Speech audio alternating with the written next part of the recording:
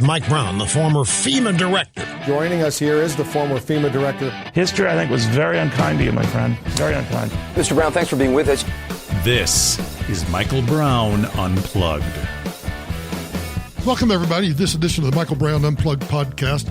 I want to go down a political route today. You may have noticed over the past numerous podcasts that while everything seems to be infused with politics, I've tried to avoid the retail politics of what's going on right now.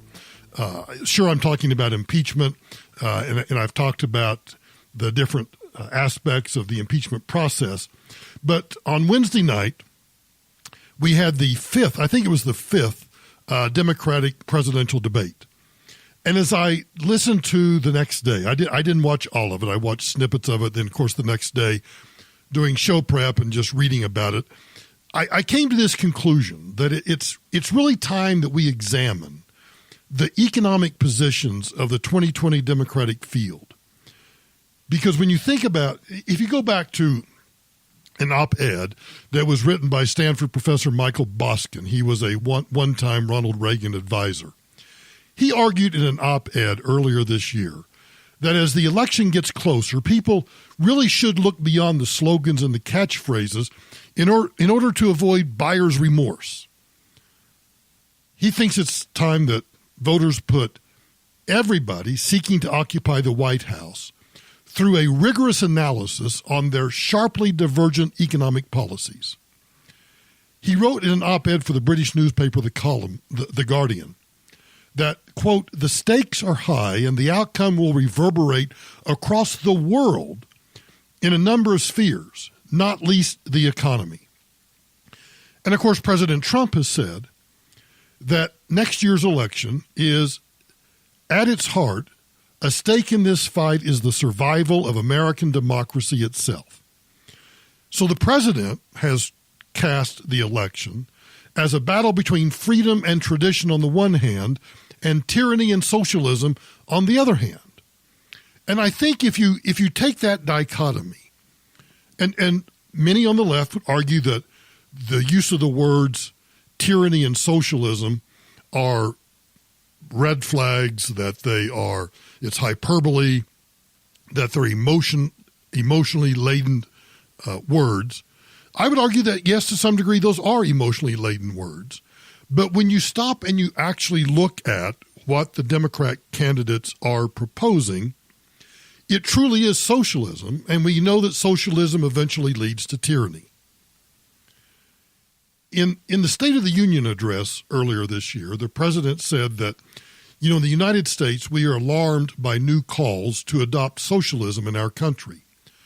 Tonight, he said, during the State of the Union, tonight we renew our resolve that America will never be a socialist country.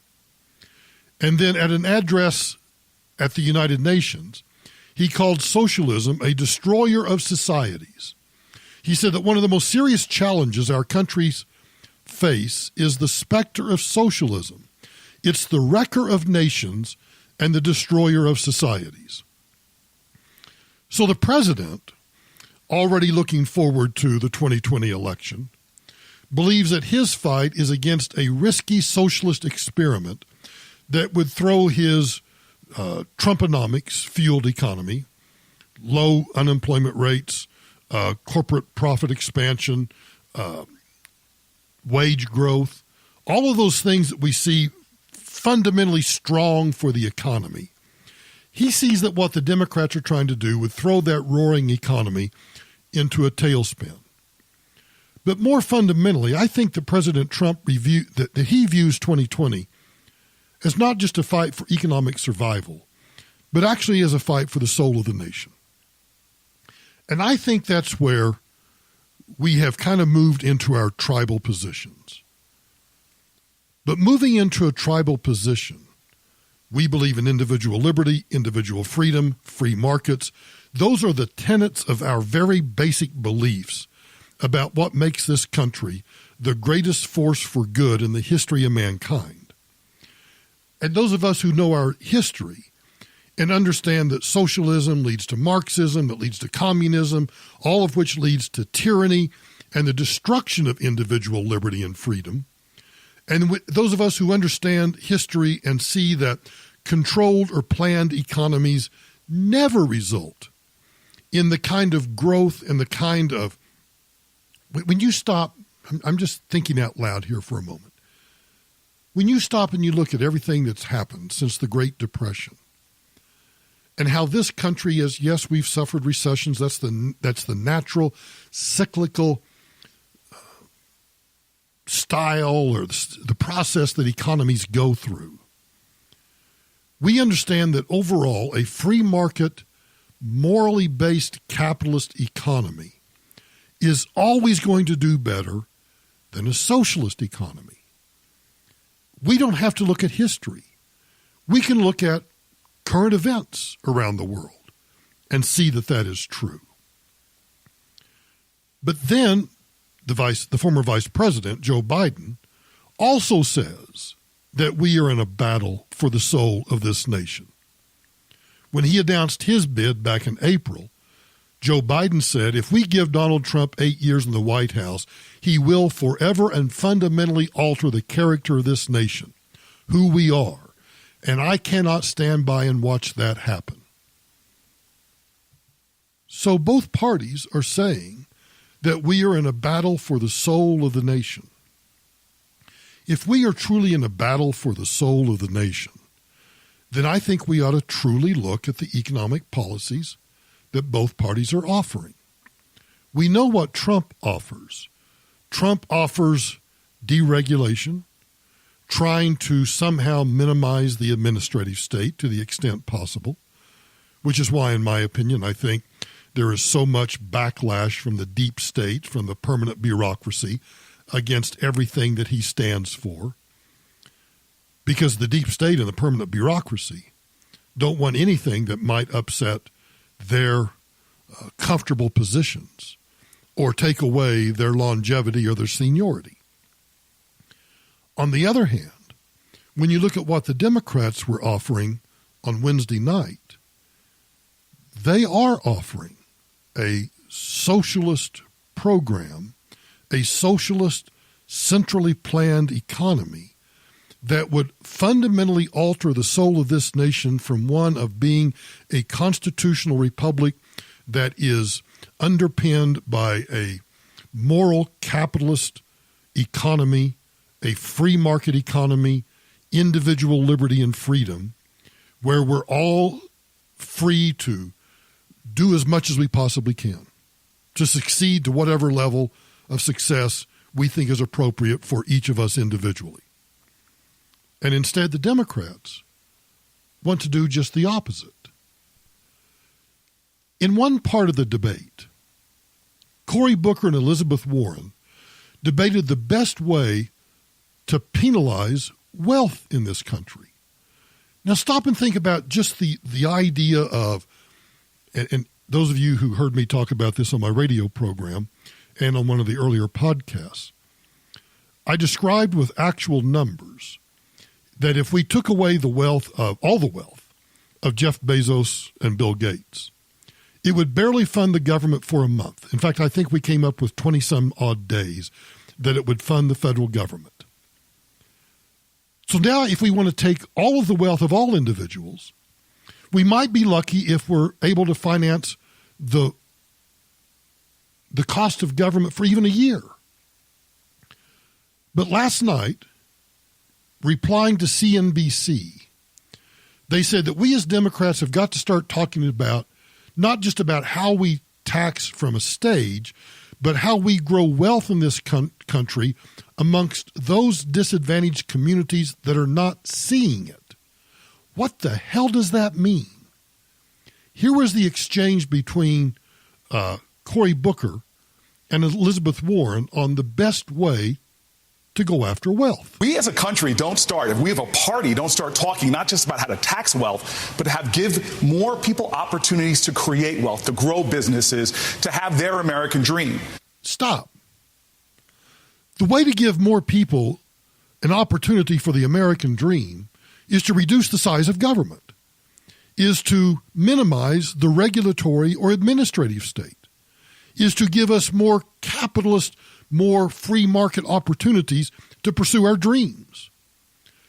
So while they couch their economic policies as a way to help the poorest among us become middle class, they want to do it simply through taxation. Because, we need to raise the minimum wage to a living wage, $15 an hour. A living wage of $15 an hour? As I've often said, why $15 an hour? There's a young man that I've been trying to assist long story how I got introduced to him, but he's working at a minimum wage job, and he's struggling to make ends meet, one individual, on his $15 an hour job because of the cost of transportation to get to and from his job, because of the cost of housing in Denver. And so I've been working with him on finding different ways that he can get help with the existing social safety nets that exist for him and people like him to try to get by, to try to figure out a way that they can work long enough that they can advance in their jobs from a $15 an hour job to maybe a $17 to maybe a $20 an hour job to eventually a supervisory position. And, well, you know the story. You start in the mailroom, and the next thing you know, you're the CEO. So the Democrats are couching their language about helping those that are less fortunate than you and me. And that language sounds wonderful until you understand how they want to do it. But the people in communities I frequent, their not aspiration for their lives is not just to have those fair wages. They want to have an economy that provides not just equalities in wealth, but they want to have equalities of opportunity, and that's what They want a community with equality of wealth? I don't want a community of equality of wealth, because right now, the limits of my wealth are based solely on my own ability to go out and seek those opportunities, whether it be employment, whether it be business creation, starting a new job, whatever it might be. Those already exist. If you now want to create a community that is a community of equality of wealth, that means that if I want to be, let's say, just a millionaire, a simple millionaire, and I want to be a millionaire through a combination of income, both wages, passive income through investments, and I want to reach that level where I can say that I am a millionaire. But if other people want to simply be able to make $25,000, $35,000, $45,000 a year, but they're at 15 or 20, to bring them up, the Democrats' plan is to bring everybody else down. I vehemently oppose that. Party has to be about as well. Senator Warren, you wanted to respond? Sure. So let me just tell you what we can do with that 2-cent wealth tax. 2 cents on the top 1/10 of 1% in this country, and we can provide universal child care for every baby in this country aged 0 to 5. That is. Maybe we don't need universal child care. Maybe we need what we currently have. Maybe we need subsidies for those who can't afford child care, that we provide them assistance for child care. But I don't know about you, but the idea that just because some people that are less fortunate than us need something, that the solution is to provide that something to everyone. But that's precisely what Democrats want to do. Transformative. We can provide universal pre-K for every 3-year-old and 4-year-old in America. Universal pre-K. Maybe I don't want my child to go to pre-K. And maybe if I do, maybe I want to take them to a private pre-K. Maybe I don't want to take them to a government-run pre-K school. Everything that Elizabeth Warren is talking about is government intervention in the lives of individuals. We can stop exploiting the women, largely black and brown women, who do this work, and we can raise the wages of every child care worker and preschool teacher in America. We can put $800 billion new federal dollars into all of our public schools. $800 billion into public schools. You know that to raise $800 billion to send to public schools means that people in every state, all taxpayers, are going to have to chip in more, and they have to chip in more than $800 billion if she really wants to provide $800 billion directly to school districts. She has to raise more than $800 billion. In fact, I'd say she probably has to raise $1 trillion in order to get the net of $800 billion because of the programmatic costs at the federal, state, and local level of administering those dollars. You see, Democrats never want to talk about the administrative state that to provide all of these programs of what it would take. If you want to bitch and moan about the size of the federal government today, imagine that we start providing all of these additional programs for all of these citizens, of whether they need it or don't need it, want it or don't want it. The administrative state has to necessarily grow exponentially in order to administer those dollars. We can make college tuition free for every kid. We can put $50 billion. I'm not sure that every kid needs to go to college. I don't know whether she's referring to trade schools, occupational schools. I don't know what she's referring to. But since when did we go from we're going to provide a basic education for everybody to learn how to read, write, and arithmetic, the 3 R's, to now we're going to provide a college education to everybody? It's all about pandering and offering free stuff. Dollars into historically black colleges and universities, and we can cancel student loan debt for 95% of the folks who've got it. Wait a minute. I'm curious. Now, first of all, you know that canceling the debt, student loan debt, means that, well, somebody has to pay for that, which means you and I are going to do it. So it sounds great to say we're going to cancel student loan debt, but who's going to pay for the cancellation of that debt? Who's going to actually, somebody holds a piece of paper that says, if I've taken out a loan, I, Michael Brown, agree to pay somebody. And, of course, since the federal government took over most of those loan programs, that I owe the federal government X. When we say we're canceling that debt, that just means that now all taxpayers have assumed the payment of that debt.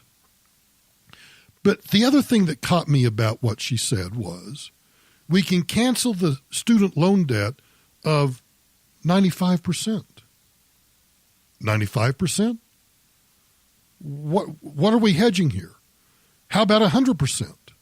Who are those 5%? And why are we going to cancel the debt of 95%, but 5% over here we're going to say, yeah, but you're special. You still have to pay. 2% wealth tax, and we can invest in an entire generation's let me let future. Senator Booker respond. Sure. You know, again, I agree with the need to do all of those things. We're all united in wanting to see universal preschool, and I'll fight for that. We're all united in wanting to fund HBCUs. Heck, I wouldn't be here if it wasn't for 2 parents that went to HBCUs. But the tax, the way we're putting it forward right now, the wealth tax, I'm sorry, it's cumbersome. It's been tried by other nations. It's hard to evaluate. We can get the same amount of revenue through just taxation. But see, Cory Booker says, rightfully so, the wealth tax is cumbersome, very unenforceable, has lots of unintended consequences. So what he wants to do, in the little weasel words that he uses, is just increase the taxes on all tax-paying Americans to pay for all of those other programs. And we as Democrats have got to start talking not just about how we tax from a stage, but how we grow wealth in this country amongst those disadvantaged communities that are not seeing it. It's simply amazing to me that even Barack Obama, now, if you listen to everything that he said, he told the Democrat primary candidates that you've gone too far to the left, you can't go down this socialist path, and if you understand everything that Barack Obama said in his warning to the Democrats was, you need to not do that in the primary.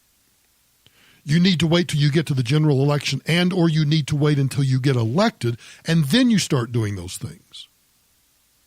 And I found that so insightful because that says that the majority of Americans don't buy into socialism. They don't buy into let's tax the rich. They don't buy into the idea that the economic pie is limited like the size of a pizza. No.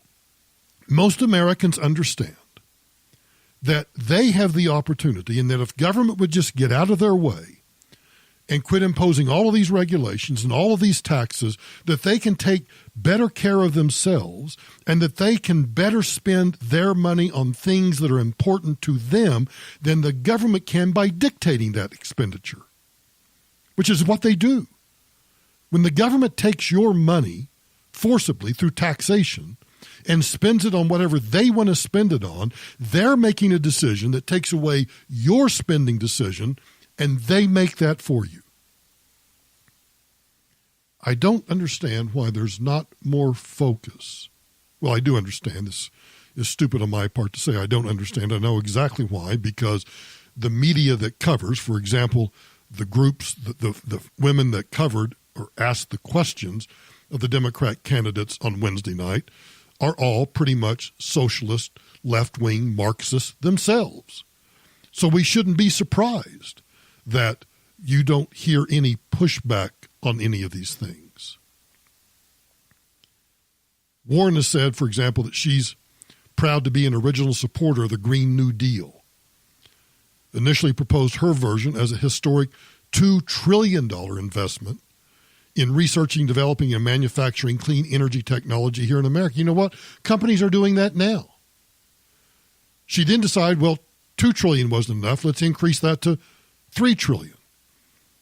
She said, in response to Governor Inslee's commitment, that I'm announcing I'll commit an additional $1 trillion over 10 years, fully paid by reversing Trump's tax cuts for the wealthiest individuals and giant corporations to match Governor Inslee's commitment and to subsidize the economic transition to clean and renewable electricity, zero-emission vehicles, and green products for commercial and residential buildings.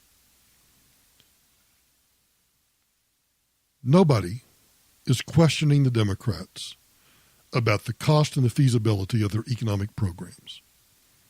British economist Ann Pettifor, who's the author of the book The Case for the Green New Deal, and she's an advisor to Congresswoman Alexandria Ocasio-Cortez, has admitted that the aims of the Green New Deal are impossible under free market conditions. In that book, she argues people should get real and recognize that bankers will never finance a massive climate stabilization project on terms that are acceptable and sustainable. So instead, she prescribes increasing state control of the economy and restricting people's ability to move their capital freely.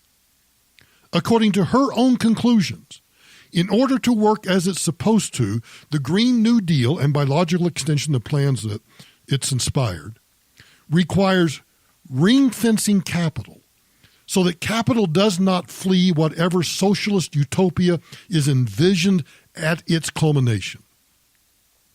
You know, imposing financial controls is a policy undertaken, for example, by China, which has closed its capital account to prevent capital flight that would, as many argue, would cause the communist regime to collapse.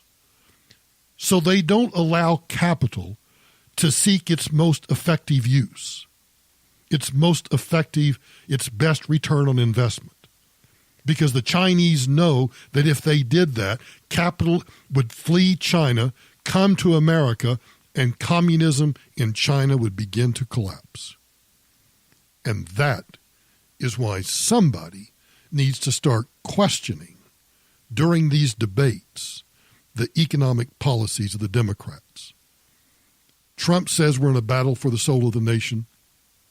Biden says that we're in a battle for the soul of the nation. And so I have to say, yeah, I think they're right. We are in a battle for the soul of the nation. And that battle is between individual liberty, free markets, moral capitalism, and a planned socialist Marxist economy on the other hand. Thanks for listening. I'll talk to you on Monday.